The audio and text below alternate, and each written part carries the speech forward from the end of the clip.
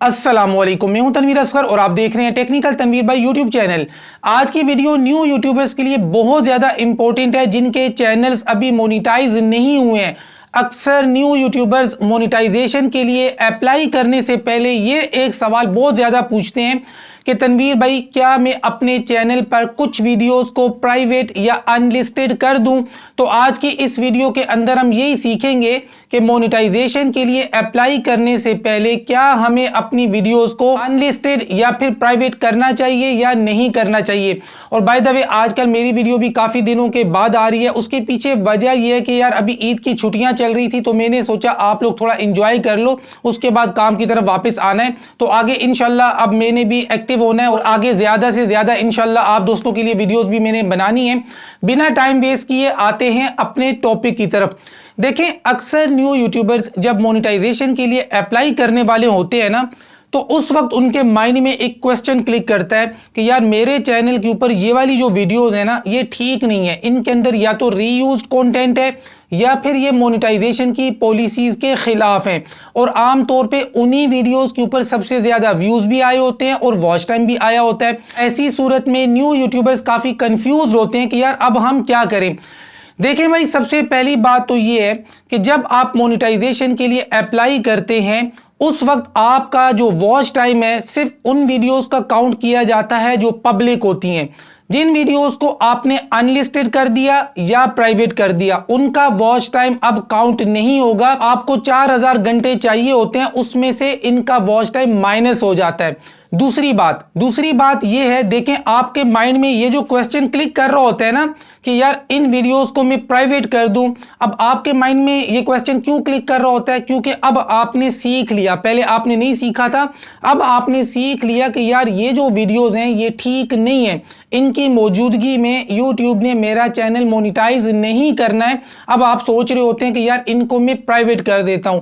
तो यहां पर याद रखें, यूट्यूब बिल्कुल साफ अल्फाज में कहता है कि हमारा रिव्यूअर आपकी तमाम वीडियोस को चेक कर सकता है। अगर आप अपनी वीडियोस को प्राइवेट भी करते हैं तो प्राइवेट किससे होगी? मुझसे होगी, बाकी आवाम से होगी। लेकिन यूट्यूब का जो रिव्यूअर है उससे तो आप प्राइवेट नहीं कर सकते। वो चाहे तो आपकी अनलिस्टेड वीडियोस को और प्राइवेट वीडियोस को भी देख सकता है। और दूसरी बात, अगर आप चीज़ों को समझें तो जब आप इन वीडियोस को प्राइवेट कर देंगे इनका वॉच टाइम तो वैसे भी माइनस हो जाएगा। और अगर आपके माइंड में ये क्वेश्चन है कि यार जब मेरा चैनल मोनिटाइज हो जाएगा इनको मैं प्राइवेट कर देता हूं, मेरा चैनल जब मोनिटाइज होगा तो मोनिटाइज के बाद इन वीडियोस को मैं दोबारा से पब्लिक कर दूंगा। तो देखें, एक बात याद रखें, मोनेटाइजेशन से पहले हो या बाद में हो, जब आप YouTube की मोनेटाइजेशन की पॉलिसीज के खिलाफ कंटेंट अपने चैनल पर अपलोड करेंगे या फिर उसे दोबारा पब्लिक करेंगे तो आपका चैनल वापस डीमोनेटाइज हो जाएगा या फिर उन वीडियोस की बेस पे जो भी आपकी पेनल्टी बनती होगी वो तो आपको मिलेगी। तो कहने का मकसद ये है कि अगर आप भी यही सोच रहे हैं कि अभी मैं इन वीडियोस को प्राइवेट कर देता हूं, मोनेटाइजेशन के बाद इनको मैं पब्लिक कर दूंगा, अगर ऐसा करने से आपका चैनल मोनेटाइज हो भी जाता है, बाद में जब आप पब्लिक करेंगे तो पॉलिसीज तो फिर आपके चैनल के ऊपर लागू हो जाएंगी।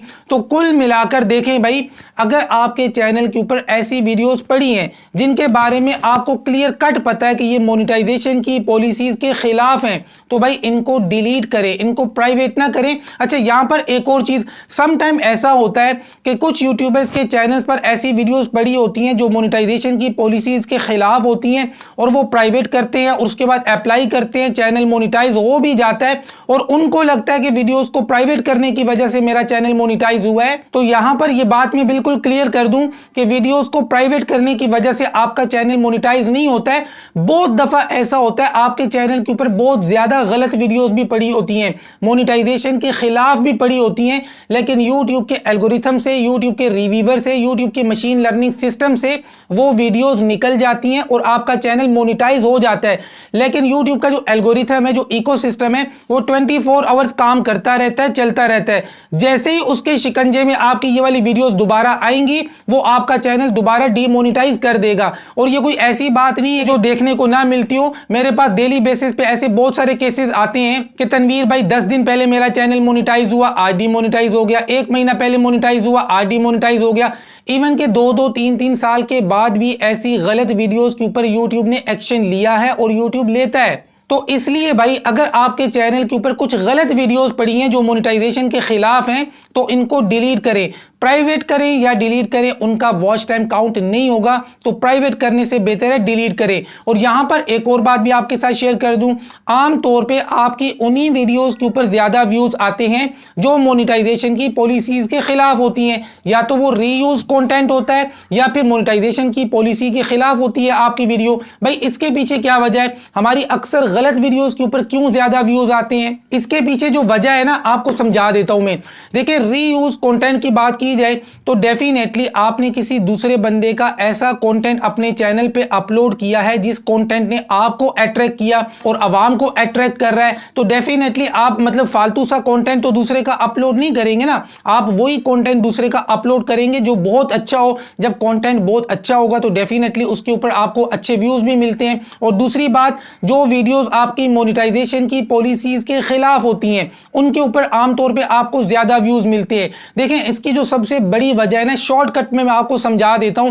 देखें यूट्यूब की पॉलिसी बिल्कुल वाज़ेह कहती है कि कोई भी पेड चीज है, चाहे वो गाना है, वो फिल्म है, वो सॉफ्टवेयर है, वो एप्लीकेशन है, वो गेम है, वो कोई भी चीज है जो पेड वर्जन में पड़ी है, अगर आप अपने चैनल पर आकर उस पेड चीज को बिल्कुल फ्री में एक्सेस करने का तरीका सिखा रहे हैं, मान लें कि आप ये सिखाते हैं कि यार देखो ये एप्लीकेशन है पेड वर्जन में, ये $500 की है या $100 की है, अब मैं आपको तरीका बताता हूं कि इस $100 वाली चीज को, $100 वाली एप्लीकेशन को बिल्कुल फ्री में आपने कैसे इस्तेमाल करना है। मान लें इस तरह की वीडियो आपने बना दी और YouTube के शिकंजे में आपकी वीडियो आ गई, तो याद रखें ये कम्युनिटी गाइडलाइन की खिलाफ वर्जी है, वायलेशन है। YouTube ने पकड़ लिया, अब YouTube आपकी इस वीडियो को डिलीट भी कर सकता है, वार्निंग भी दे सकता है और कम्युनिटी गाइडलाइन की स्ट्राइक भी दे सकता है। तो जो पेनल्टी आपकी बनती होगी YouTube आपको देगा। देखें अब इस टॉपिक पे जाकर अवाम अगर YouTube के ऊपर ये वीडियो तलाश करती है तो बहुत कम लोगों ने ये वीडियो बनाई होगी, क्योंकि जितने भी समझदार टेक यूट्यूबर हैं वो इस टॉपिक पर वीडियो नहीं बनाएंगे